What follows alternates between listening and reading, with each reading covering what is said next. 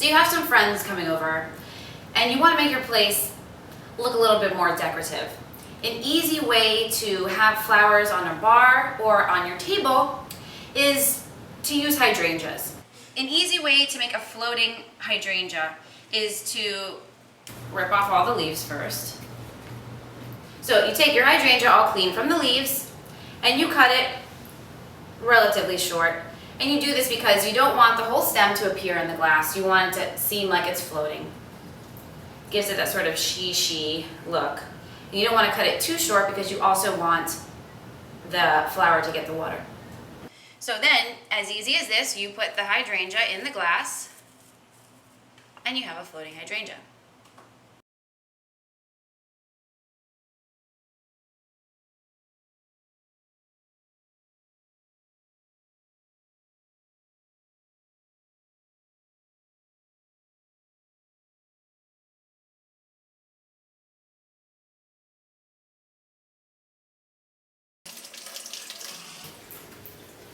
Okay, to get started on tiramisu, the first thing you have to have is eggs, and I would say about 5. If you're going to use a medium-sized deep dish Pyrex or some sort of baking tray, 5 eggs is about the right amount.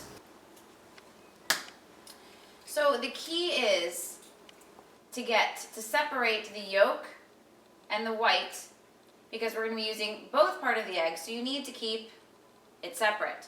So you put yolk in one bowl and you have white in the other. We're going to put the white aside for a moment and we'll come back to it. So you have 5 yolks and you need 2 tablespoons of sugar that will be whisked with it. Let's see. 2. And it's okay if you have 1 extra scoop. Doesn't matter, no one's judging.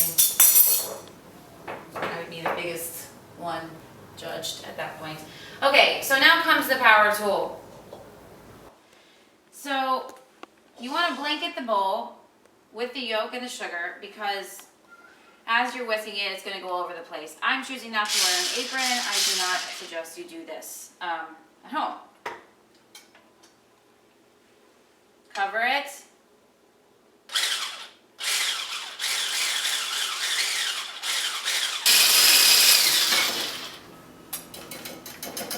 I highly recommend that you do not do this by hand because it might take you about a week and a half. Okay, so you want to add the mascarpone to the egg and sugar cream that you have just whisked. Make sure you get all of it.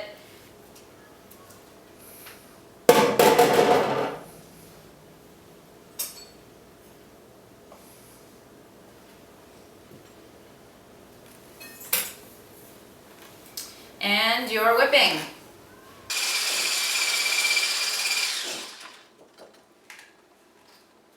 Okay. Now you are finished with this. You can put this to the side and we will work on the egg whites.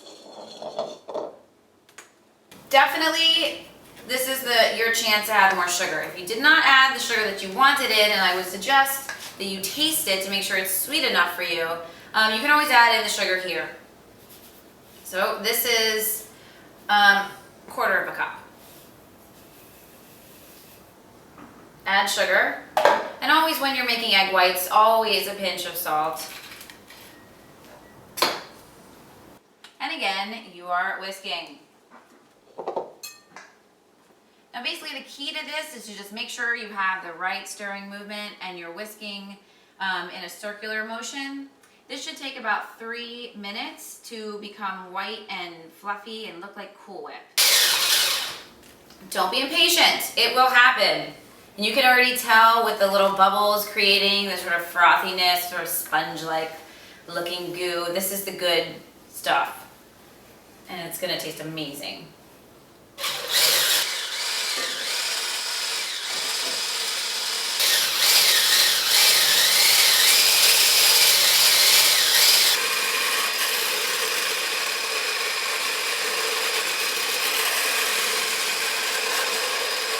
Okay, I would say we're about done, and you want the consistency to be like a Cool Whip. So you take the mixture that you have with the mascarpone, and either way, depending on what your bowl size is, you want to add that to this, or vice versa. I'm actually gonna use this bowl because it's bigger.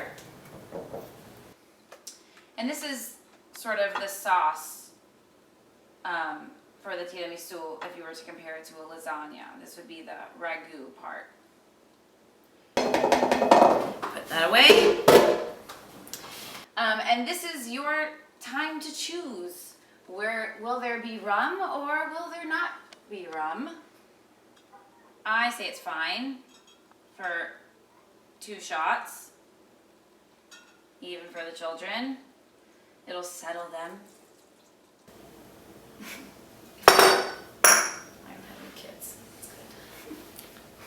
And you whisk one more time. Okay, so your sauce is done.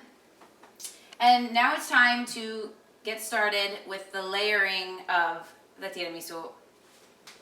So, we're at the home stretch, and now it's just about making the layers to your dessert lasagna, otherwise known as tiramisu. The one thing that you need to make sure that you have before you start this recipe are the savoiardi, otherwise known as lady fingers. And these cookies are meant to absorb whatever they're in.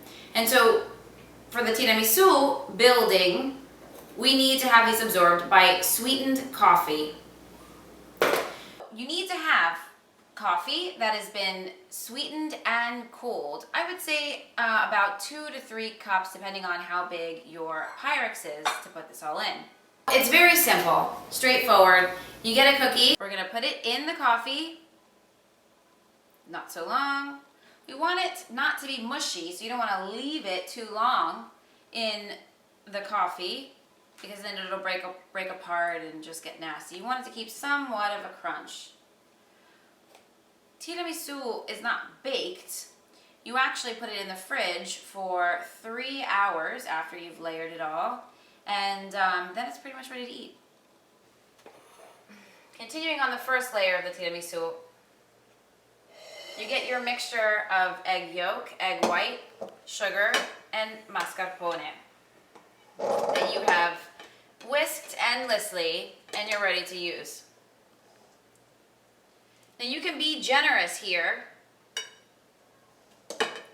depending on how much you made, if you follow the recipe right, and you use a pan similar to this size, or even smaller if you want to make 2 pans. Just try to gauge it so that you don't have too much cream on each layer. So use a sifter like this, put the cocoa powder in, and just cover your cream layer.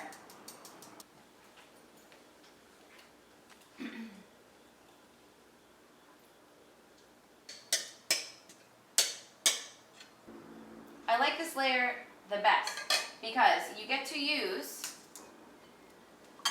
well, your cocoa, but you also get to use dark chocolate.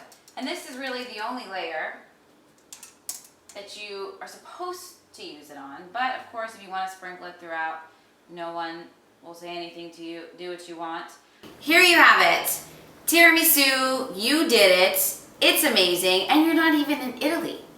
All the stuff you can buy here in the DMV. So I'm gonna put this away for 3 hours. It's really heavy, it's like a baby.